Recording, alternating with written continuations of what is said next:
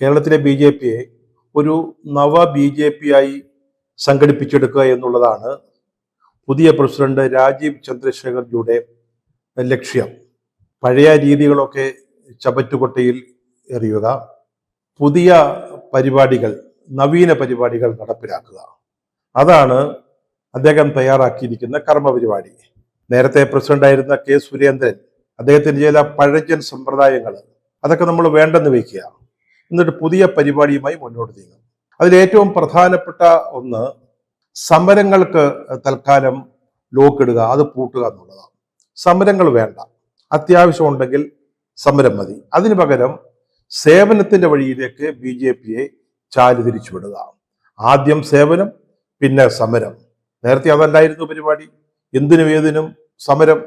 Secretariat പഠിക്കൽ, കളക്ടറേറ്റുകൾക്ക് മുമ്പിൽ പാവപ്പെട്ട പ്രവർത്തകരെ അണിനിരത്തി അതിഗംഭീരമായ സമരങ്ങൾ. യുവമോർച്ചക്കാർ, BJPക്കാർ സെക്രട്ടേറിയറ്റ് മുമ്പിൽ ബാരിക്കേഡുകൾ ചാടിക്കയറുക, അതിന്റെ മേൽ കയറി ഒന്ന് മുദ്രാവാക്യം പിടിക്കുക, കൊടി വീശുക. ജില്ലാ തലസ്ഥാനങ്ങളിലൊക്കെ അതുപോലെ. അതൊക്കെ സുരേന്ദ്രന്റെ പഴയ ഏർപ്പാടുകളാണ്, പഴയ പഴഞ്ചൻ സമ്പ്രദായങ്ങൾ. അതുകൊണ്ട് ഇനി BJPക്ക് ഇവിടെ രക്ഷപ്പെടാൻ പറ്റുമെന്ന് ചന്ദ്രശേഖർജിക്ക് ഒരു തോന്നലുമില്ല. അതുകൊണ്ട് ഇതിനെയെല്ലാം ഒന്ന് പരിഷ്കരിച്ച് ഒരു നവ BJPയെ, സേവന മാതൃകകളിൽ ഉറച്ചു നിൽക്കുന്ന ഒരു പുതിയ പാർട്ടി.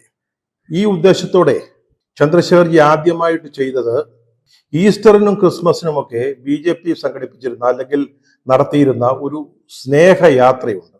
അതായത് ക്രൈസ്തവ ദേവാലയങ്ങളിലേക്ക്, അവരുടെ ഭവനങ്ങളിലേക്ക്, അവരുടെ സ്ഥാപനങ്ങളിലേക്ക് BJP പ്രവർത്തകരെ കടന്നു ചെല്ലുക, BJPയുടെ സന്ദേശം അവരെ അറിയിക്കുക. ഇതൊക്കെയായിരുന്നു ഈ സ്നേഹയാത്ര കൊണ്ട് ഉദ്ദേശിച്ചിരുന്നത്. ഒരാഴ്ച നീളുന്ന പരിപാടിയായിരുന്നു, അല്ലാതെ ഒരു ദിവസത്തേക്കുള്ളതല്ല, ഒരാഴ്ച.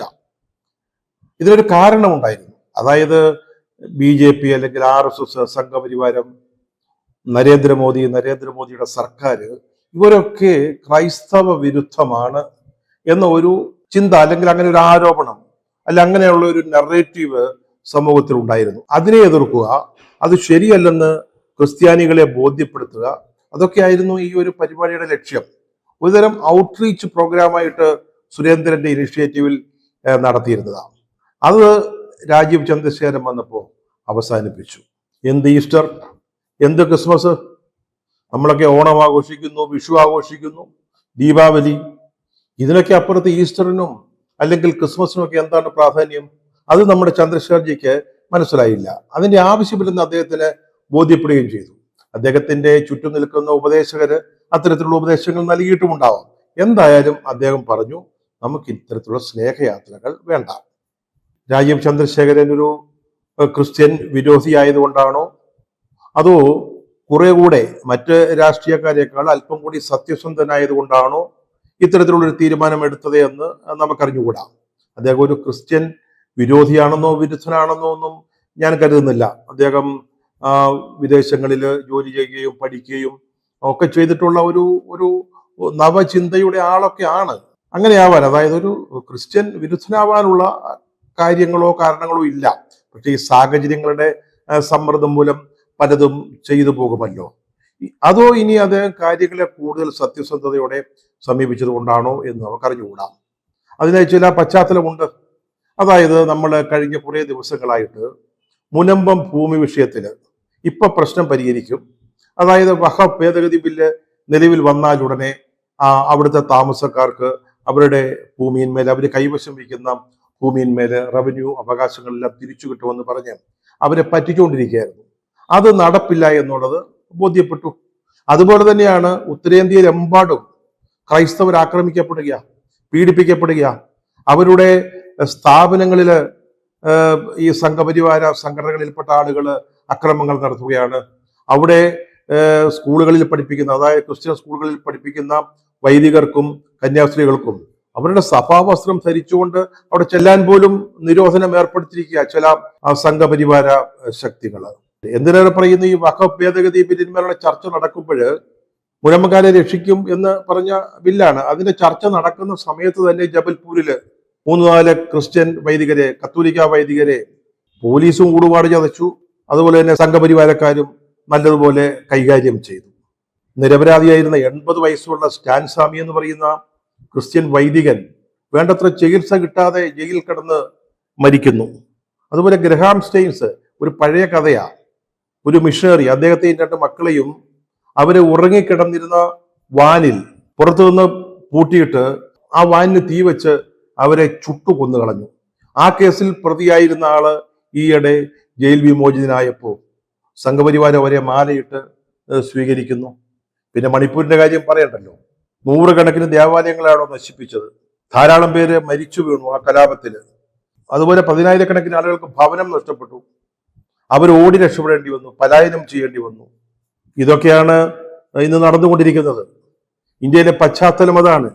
ഈ ഒരു സാഹചര്യത്തിൽ നമ്മൾ സ്നേഹയാത്ര എന്ന് പറഞ്ഞിട്ട് ക്രിസ്ത്യൻ ദേവാലയങ്ങൾ സന്ദർശിക്കുകയോ അരമനകളിൽ പോവുകയോ ബിഷപ്പന്മാരെ കാണുകയോ അവരുടെ സ്ഥാപനങ്ങൾ സന്ദർശിക്കുകയോ ഒക്കെ ചെയ്തിട്ട് ഒരു പ്രയോജനമില്ല എന്ന് നമ്മുടെ ചന്ദ്രശേഖരൻ, അദ്ദേഹം കുറച്ചുകൂടെ പ്രായോഗിക ബുദ്ധിയുള്ള ഒരാളാണ് സാധാരണ രാഷ്ട്രീയക്കാരേക്കാൾ.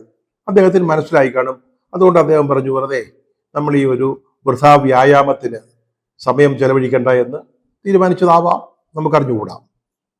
പ്രത്യേകിച്ച് ഈ കത്തോലിക്കരുടെ കാര്യം, അവരുടെ സ്വത്ത്, അവർക്ക് എന്തുമാത്രം സ്ഥാപനങ്ങളുണ്ട്, എത്ര ഭൂമിയുണ്ട്, ഇതൊക്കെ സംബന്ധിച്ച ഒരു വിശദമായ ലേഖനം RSSന്റെ മുഖപത്രമായ ഓർഗനൈസറിൽ വന്നതേ ഉള്ളൂ. അവരത് വായിച്ച് ആകെ പേടിച്ചിരിക്കുക. ഇതിനിടയിൽ അങ്ങോട്ട് പോയിട്ട് കാര്യമുണ്ടോ? അത് മാത്രമല്ല, ഇവരെ അങ്ങനെ പൊക്കി പറഞ്ഞിട്ട് കാര്യവുമില്ല. കിരൺ റിജു ഈ മുനമ്പത്തിന്റെ കാര്യത്തിൽ ഇവിടെ വന്ന് ഒരു സിമ്പിൾ സത്യം പറഞ്ഞതേ ഉള്ളൂ. ഇവരെല്ലാം കാലുമാറി കളഞ്ഞു, അഭിപ്രായം മാറ്റിക്കളഞ്ഞു, എല്ലാവരും BJPക്കെതിരായിട്ട് സംസാരിച്ചു തുടങ്ങി. അങ്ങനെയുള്ളവരെ അങ്ങോട്ട് പോയി കണ്ടിട്ട് എന്താ കാര്യം? സ്നേഹയാത്ര നടത്തിയിട്ട് എന്ത് പ്രയോജനം? പാർട്ടിക്ക് എന്ത് കിട്ടാന്? സ്നേഹയാത്ര വേണ്ടെന്ന് വെച്ചത് എത്ര നന്നായി എന്ന്, അല്ലെങ്കിൽ എത്രത്തോളം അവസരോചിതമായി എന്ന് ദുഃഖവെള്ളിയാഴ്ച ദിനം Thalassery arch bishop Joseph Pamplany നടത്തിയ പ്രസംഗം കേട്ടപ്പോൾ വ്യക്തമായി. അദ്ദേഹം എന്തൊക്കെയാണ് പറഞ്ഞത്? എത്രയെത്ര സത്യങ്ങളാണ് വിളിച്ചു പറഞ്ഞത്. ക്രിസ്തുവും അദ്ദേഹത്തിന്റെ അനുയായികളും സുവിശേഷങ്ങളും ഇന്ത്യയിലെങ്ങും രാജ്യദ്രോഹികളായി ചിത്രീകരിക്കപ്പെടുകയാണെന്ന് പാമ്പ്ളാനി പറഞ്ഞു, ബിഷപ്പ് പറഞ്ഞു. ക്രിസ്ത്യാനി ആയതിന്റെ പേരിൽ എത്രയോ മിഷണറിമാര് കൊല്ലപ്പെടുന്നു. കണ്ണൂരിൽ നടത്തിയതുപോലെ കുരിശിന്റെ വഴി അല്ലെങ്കിൽ പരിഹാര യാത്ര നടത്താൻ അനുവാദം കിട്ടാത്ത എത്ര നഗരങ്ങൾ ഇന്ത്യയിലുണ്ട്.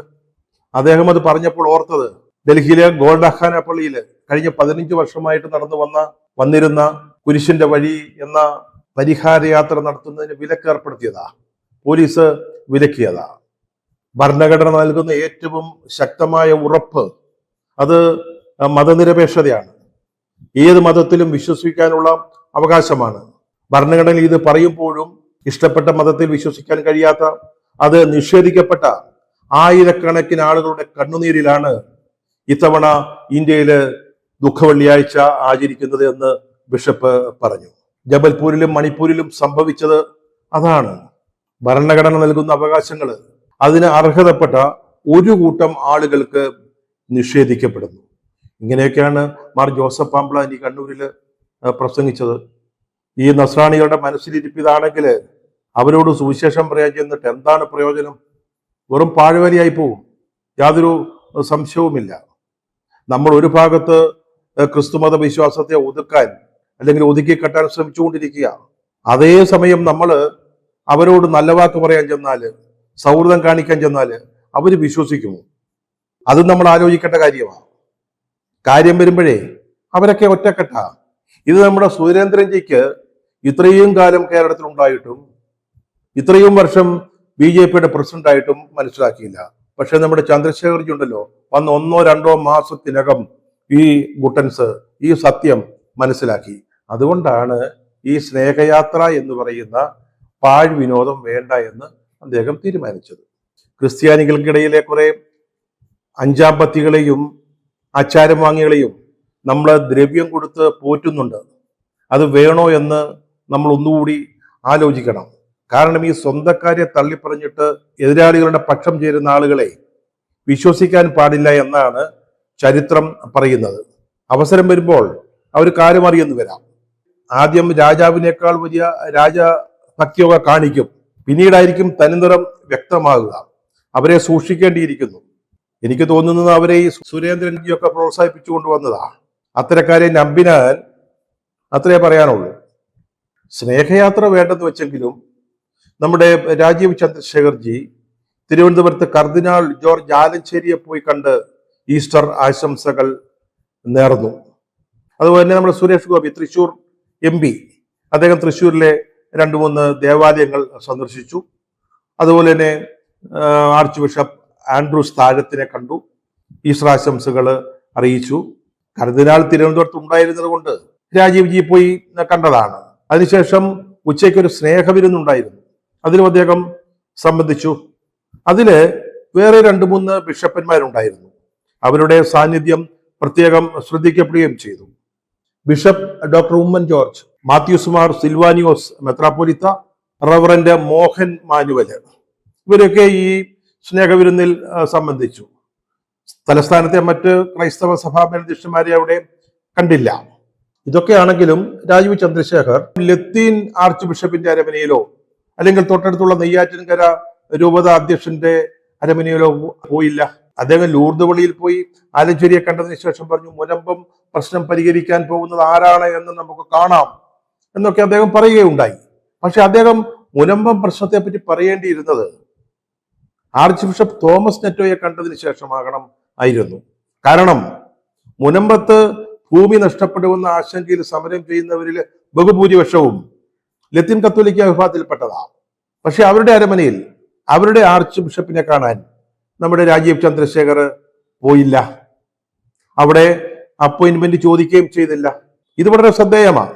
പക്ഷേ ലൂർദ് പള്ളിയിൽ പോയി ആലഞ്ചേരിയെ കണ്ടു, കർദിനാളിനെ കണ്ടു. പക്ഷേ ഇതിന്റെ പിന്നിൽ എന്തോ ഒരു സംഘാടനം നടന്നു.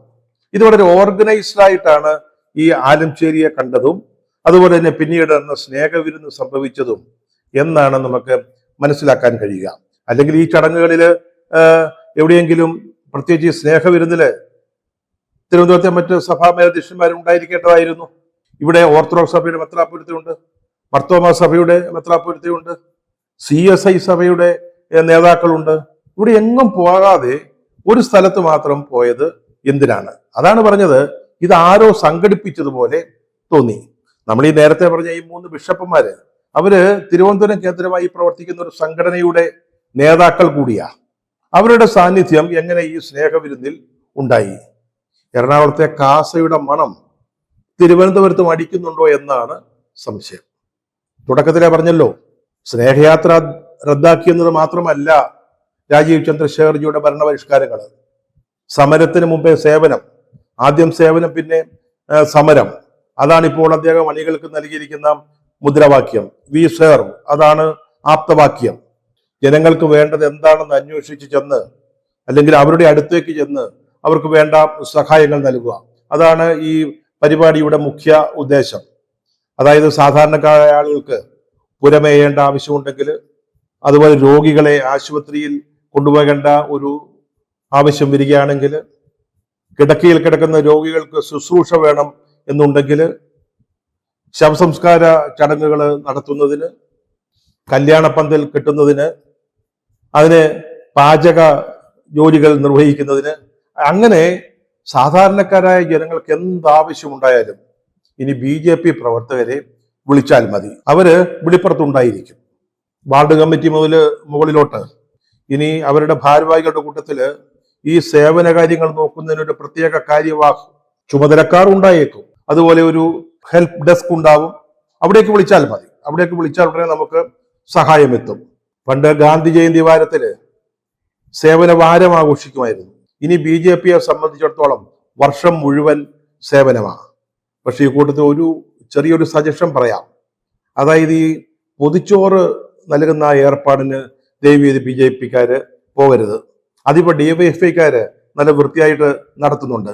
ആശുപത്രികളിലും അതുപോലെ തന്നെ സ്വന്തം നിലയ്ക്ക് ഭക്ഷണം വാങ്ങിക്കഴിക്കുന്നതിന് കഴിവില്ലാത്തവരുമായ ആളുകൾക്ക് അവര് ഈ പൊതിച്ചോറ് നൽകുന്നുണ്ട്. ഇനി ആ മേഖലയിലേക്ക് കടന്നാൽ വെറുതെ ഒരു സംഘർഷത്തിന് കാരണമാകും. അതുകൊണ്ട് ആ മേഖല വിട്ടുപിടിക്കണമെന്നാണ് അഭ്യർത്ഥിക്കാനുള്ളത്. ഇനിയിപ്പോൾ വികസിത കേരളം എന്ന ഒരു അഖില കേരള യാത്രയാണ്.